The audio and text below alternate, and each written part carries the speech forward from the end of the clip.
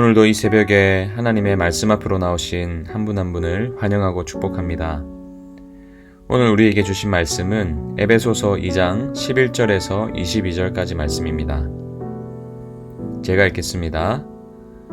그러므로 생각하라. 너희는 그때에 육체로는 이방인이요 손으로 육체에 행한 할례를 받은 무리라 칭하는 자들로부터 할례를 받지 않은 무리라 칭함을 받는 자들이라.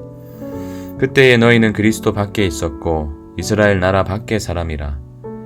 약속의 언약들에 대하여는 외인이요 세상에서 소망이 없고 하나님도 없는 자이더니 이제는 전에 멀리 있던 너희가 그리스도 예수 안에서 그리스도의 피로 가까워졌느니라.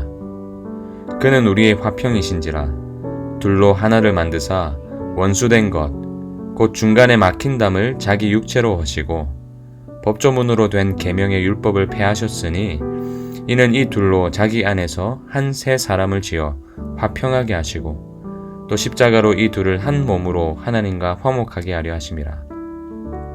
원수된 것을 십자가로 소멸하시고 또 오셔서 먼 데 있는 너희에게 평안을 전하시고 가까운 데 있는 자들에게 평안을 전하셨으니 이는 그로 말미암아 우리 둘이 한 성령 안에서 아버지께 나아감을 얻게 하려 하심이라.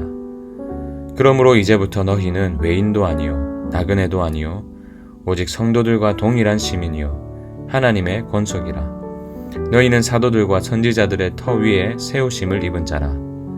그리스도 예수께서 친히 모퉁이 돌이 되셨느니라. 그의 안에서 건물마다 서로 연결하여 주 안에서 성전이 되어가고 너희도 성령 안에서 하나님이 거하실 처소가 되기 위하여 그리스도 예수 안에서 함께 지어져 가느니라. 아멘. 세라 로즈 캐버너라는 심리학자가 있는데 그분이 패거리 심리학이라는 책을 썼습니다. 그는 여기서 일종의 집단의식을 뜻하는 하이브 마인드라는 개념을 소개하고 있습니다.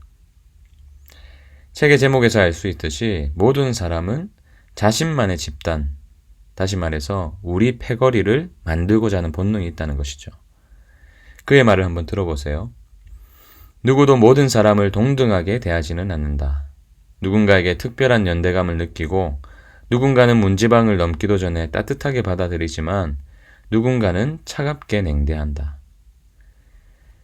특별히 끌리지 않는 사람, 또 나와 맞지 않다고 생각되는 사람, 그런 사람들을 우리의 삶에서 배제시키려는 그 마음은 저와 여러분의 본능에 가까운 것 같습니다. 그도 그럴 것이 오늘날 우리가 사는 이 시대는 다른 사람을 배제함을 통해서 스스로의 정체성을 찾으려 하기 때문입니다. 팀 켈러 목사님의 말씀처럼 오늘날 많은 철학과 또 사회학, 문학 이론에서 인식하듯이 이 정체성은 타인을 배제함으로써 생성됩니다. 우리를 규정하려면 그들도 규정해야 돼요. 이 대비되고 상반되는 여타 집단에 다르다거나 타자라는 딱지를 붙여야만 사회적인 소속이 이루어지는 것이죠. 우리는 다른 사람을 부정적으로 보고 어떤 식으로든 배제함으로써 자신의 정체성을 높이려 하는 것입니다. 그러나 우리가 그러한 시대를 살아간다 해도 우리가 믿고 또 여전히 변하지 않는 진리가 하나 있습니다. 하나님께서 우리에게 요구하시는 것은 배제가 아니라 포용이라는 것입니다. 배제받아 마땅한 우리의 인생이 그리스도 예수의 피로 말미암아 포용되었기 때문에 13절 보세요. 이제는 전에 멀리 있던 너희가 그리스도 예수 안에서 그리스도의 피로 가까워졌느니라. 비록 우리의 본능은 끼리끼리 또 저들이 아닌 우리 이러한 것에 더 가깝지만 우리는 늘 기억해야 됩니다. 11절의 말씀대로 그러므로 생각하라. 이 생각하다라는 단어는 기억하다라는 단어죠. 그러므로 기억하라. 무엇을 기억해야 됩니까? 우리의 과거를 기억해야 되죠. 오늘 본문을 쭉 살펴보시면 저와 여러분은 이방인이었습니다. 그리스도 밖에 있었고 또 이스라엘 나라 밖의 사람들이었어요. 한마디로 구원과 전혀 상관없이 마치 추운 겨울에 쫓겨난 자와 같이 그렇게 소망이 없고 또 소망이 없기 때문에 하나님을 바라보지도 못하고 또 하나님을 찾지도 못했던 그래서 이 땅을 살아가면서 절망 가운데 그리고 소망이 없는 상태로 공허한 채로 살아갈 수밖에 없었던 우리, 그리고 미래에도 하나님 없는 삶을 살았기 때문에 소망을 찾을 수가 없는 그러한 총체적인 절망 속에 살던 우리였습니다. 이것이 우리의 과거였어요. 근데 오늘 본문처럼 그러나 이제는, 여러분, 이전과 우리의 이전 과거의 삶과 이제는 사이에 어떤 일이 있었습니까? 14절을 보세요. 그는 우리의 화평이신지라 둘로 하나를 만드사 원수된 것 곧 중간에 막힌 담을 자기 육체로 허시고. 우리의 이전과 이제 사이에는 십자가가 있습니다. 우리의 평화가 되신 주님은 자기의 육체로 모든 막힌 담을 허물어 주셨어요. 배제된 우리를 자기 몸으로 끌어안아 주셨습니다. 여기저기에 악취가 나는 우리의 몸을 껴안으시고 자신의 피로 우리를 깨끗이 씻겨 주신 것이죠. 주님은 가만히 서서 배제되었던 우리가 찾아오기만을 기다리신 분이 아니십니다.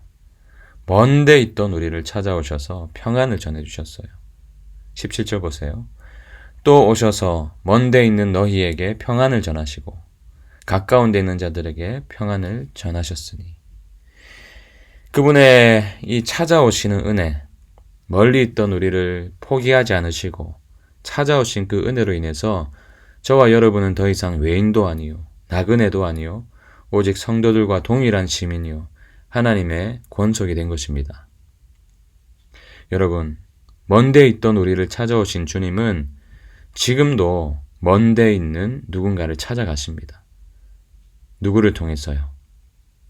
포용을 받은 저와 여러분을 통해서. 그런 의미에서 우리 교회는 어떤 교회보다 주님의 포용을 실천하기 유리한 교회입니다. 주님이 찾고 계신 자들이 이 지역에 너무 많기 때문이죠.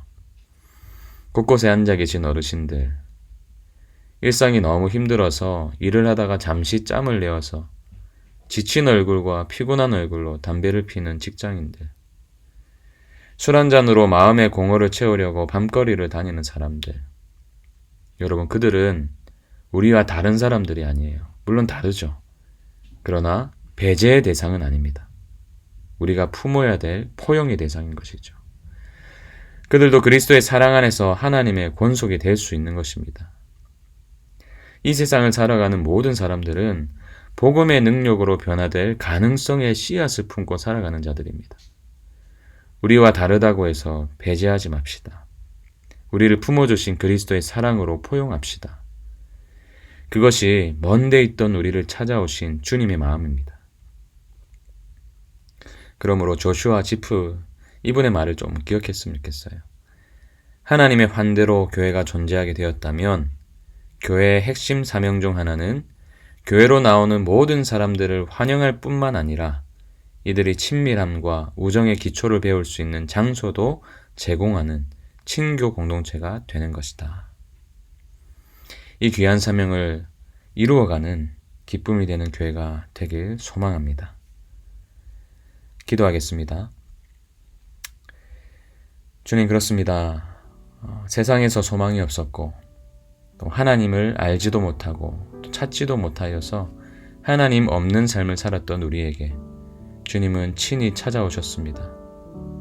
배제가 아닌 포용으로, 하나님 사랑으로, 그 영원한 사랑으로 우리를 품어주시고 우리를 찾아오셔서 건져주셨습니다. 그 은혜를 맛보았기에 그 은혜가 우리를 살렸기 때문에 우리가 주님 안에서 그리스도의 피로 가까워진 존재가 된 줄 믿습니다. 이제는 주님, 우리의 눈을 들어서 이 시대를 바라보게 하여 주시고 배제받고 있는 자들이 누구인지를 살피게 하시고 주님의 포용을 본받아 이 지역 가운데 살아가는 수많은 자들, 세상에 소망이 없고 또 하나님 없이 살아가는 자들, 그들을 배제시키는 것이 아니라 포용할 수 있는 넉넉한 마음을 가질 수 있도록 도와주시옵소서. 우리 교회가 그런 교회가 되길 원하오니 주님께서 친히 다스려 주시옵소서. 감사드리며 예수님 이름으로 기도합니다. 아멘. 오늘 주신 말씀을 가지고 우리 두 가지 기도 제목 가지고 개인과 공동체를 위해서 같이 기도했으면 좋겠습니다. 세상에서 소망이 없고 또 하나님도 없던 우리를 찾아오셔서 끌어안아 주신 주님의 사랑을 누리는 하루가 되게 하여 주시옵소서. 그리고 여전히 먼 데 있는 자들을 바라보게 하시고 그들을 찾길 원하시는 주님의 마음을 닮아서 이 지역을 또 수많은 영혼들을 포용으로 섬기는 기쁨이 되는 교회가 되게 하여 주시옵소서. 우리 그렇게 간절한 마음으로 주님 앞에 기도로 나아가시겠습니다.